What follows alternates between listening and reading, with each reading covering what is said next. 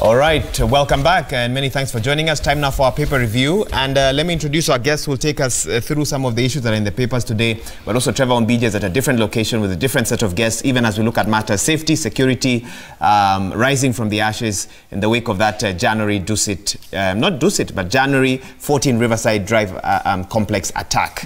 But let me introduce our guest, Tabitha Mwangi, Head of Security Program at CISA. Welcome. Thank you for joining us. Thank you for having me. Asante sana. And we also have Dr. Michael Mugo, who is with the Foundation for Dialogue, accredited by the NCTC, National Counterterrorism Center. Thank you for joining us, Daktari, as well. Thank you very much. Great. I want to direct you to this special investigative report by the Daily Nation, Smuggled. And, you know, there's a picture of those who are smuggled on the front page, but Zinzi, you've already got page 8 and 9? Yes, already there. Okay. Tell us what's so 9 days gist. to Johannesburg. 4 Kenyans and how they were smuggled into South Africa. 2-page report here, how South Africa's porous borders, corruption and the lax immigration policies allow prospective Kenyans, the migrants, to abuse the asylum system by lying about their country of origin. So it goes on to talk to us about how the 6 weeks ago there were about 4 Kenyans, including a woman and 3-year-old son, who was smuggled by road from here in Nairobi to South Africa.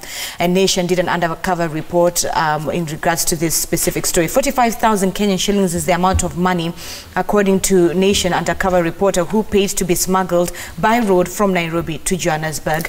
But is it worth it? Tabitha, let me begin with you on this specific story. South Africa, it's no shy from xenophobic attacks that we've seen year in and year out. And then you have stories like this. What is it about smuggling? What drives people, from even an economic point of view, to do this? To go to a different country as a person who is being quote-unquote smuggled to look for greener pastures, but also the person who's doing the smuggling?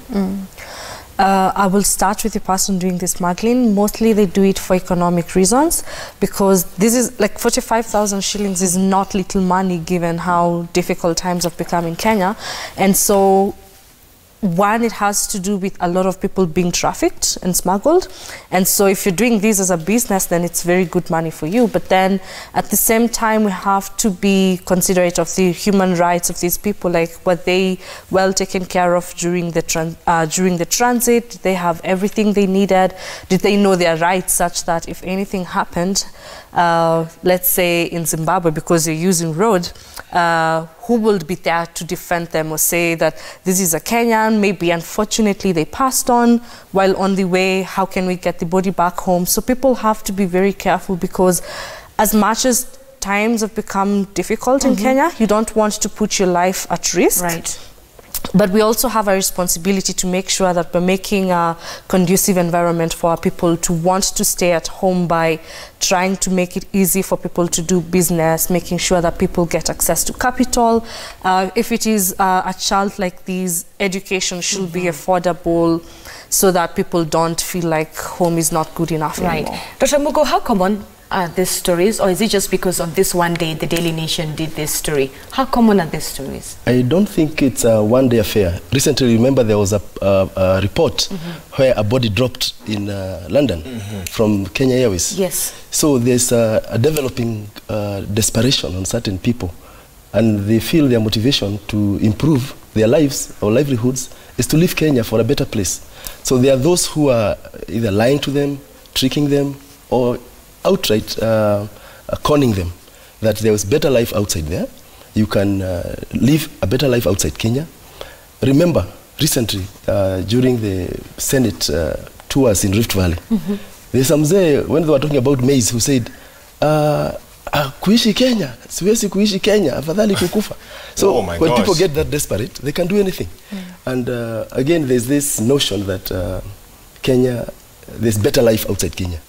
People, we need to become a bit, train our people to become more patriotic and develop what we have. But I mean, Dr. Mugo, yes, life in Nairobi, life in Kenya is expensive. It's high unemployment rates. We've seen how young people are frustrated with the economy. And according to the Kenya High Commission, there are about 28,000 registered Kenyans who stay in South Africa. So you can tell there's an outflow of a lot of young Kenyans going outside. So question, because you can't stop them from going to look for greener pastures, then my question perhaps is, what safety precautions, what safety measures can I, as a young person who is going to look for greener pastures, go about, even when I'm trying to look for better economic situations? It has to be legal. You have to follow the processes. You wonder about those who've now shown up in South Africa. They don't have documents. They don't have documents. So you wonder what jobs are they going to do? So we cannot talk about the safety and rights of people who are smuggled out, because when we talk about, we are talking about a criminal aspect, a criminal act. But what we need to do, first of all, is improve our economy. South Africa is a greater economy than Kenya. People earn better money than here. Livelihood is slightly easier. But when we come to issues of human rights, we are not sure that they are better off than us. So Kenyans, we need this narrative taken to a wider group of Kenyans. So the legality, your move has to be legal. Yeah, it has to be legal. Right now we have the Employment Authority. It's called NEA, National Employment Authority. That's correct. Where the young people can place their documents, and this authority can place them where we have jobs. You remember we had young people going to Middle East to work as house helps and all that. And so we could see videos of some being clobbered. Then we had the others going to Europe through Libya, and we saw what happened. So we are not able to talk about human rights in an illegal process. So we can only talk about a legal process first. Then you can talk about human rights. Because the illegal processes, just like the borders are porous, anybody can do anything. There's no way there can be a structured process for illegal activities. Tabitha, let me ask you this. How does this then play into the narrative around a united Africa?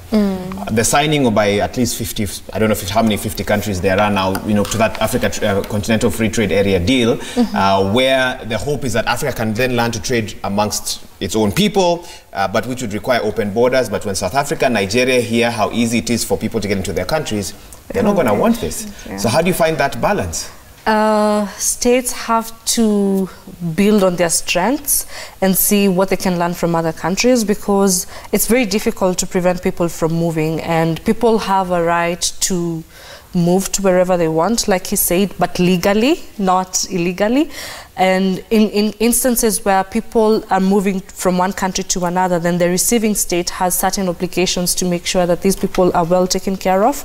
And so I think I am all for let's move as much as we can, see the world, do business with each other, get to learn about the similarities that we have, because in Africa we don't have as much movement of people within the continent, and yet there's so much value that can be added if, say, for instance, we travel to West Africa and learn why they're doing so well in terms of arts and music, and they come here and see what we're doing well in terms of agriculture. So I'm all for movement, but even as we do it and improve human mobility, let's make sure that the rights of these people are protected. Right. How do you protect, so how do you ensure that you as a nation attract the right crop of visitors while vetting to make, and I'm trying to ask this in the most delicate manner as possible to make sure that I don't infringe anyone's human rights, but when I look at big economies, the Nigeria, South Africa, Kenya as well, how do you ensure that you attract the right talent but also have a strict vetting system? How do you find that balance from a safety and security perspective? First of all, proper documentation to know who's moving from which country to which country. So countries have to keep a database of everyone getting into their own country for the purposes of security. Besides that, we need to make sure that these people coming in are sort of, when you're vetting these people, let's say you're vetting people for work. I know this is far-fetched, but there was a research that had been done by some professors from Israel, and what they were doing is coming up with an artificial intelligence system that links you with your skills with a country that needs those skills. So Kenya is not looking for, say, a lot of people that will work in the jewelry industry, but maybe Congo is. Right. So linking these people so that as people move, the work that they will get in these countries will not just be good enough for them to fit their home, their families back at home, but it will be decent work that gives them a very good living and is relevant for the country that they're living in. So, Dr. Mugo, even as we're having this conversation of smuggling, 33% of children here in Kenya are smuggled, and 41% of women are also smuggled. Just this week, we saw the DPP's office, Nordin Haji, talking about how they're sort of building partnerships and building more capacity for prosecutors, even within East Africa, so as Uganda, Tanzania, Kenya, Rwanda, etc. How far far do these partnerships go when it comes to fighting anti-trafficking, given that even the government puts aside about, what, 60 million Kenyan shillings every year to fight anti-human trafficking? How far do these partnerships go? Well, it's very hard to control the movement of children because, one, they are not documented. Maybe after the NIMS numbers, maybe we can have documented children. But at the moment, the documents for travel in East Africa is the national ID or the identification of each country. I have traveled up to Rwanda using just the national ID without a passport. So it's easy, the movement is there. But when you come to minors who are not documented, now this is a difficult process whereby we need multi-faceted efforts by the people, because these children are being taken out for pornography, to be sold as slaves at a very early age. So this is an international crime which has to be stopped. 60 million may not be enough because there is research, there is the security operations, there is the investigations, there is the... It's a drop in the ocean, yes, actually. it's too little. So how would you assess Kenya's prevention measures? How would you assess us as a country? I can say Kenya, in terms of government protection of its people, is doing fine. But when I use the word fine, I don't want to put a percentage. We are not so badly off, given that. But our problem is our borders are too porous. We have too many entry points that are not legal. It's not possible to block our borders like Mexico, like Trump did with Mexico. Because of our good neighborhoodness. We have the SADC, we have the East African Community. COMESA and all that. So free movement is very hard to block people from movement. But Kenyans, ordinary Kenyans, do not appreciate that human trafficking is a crime. Okay.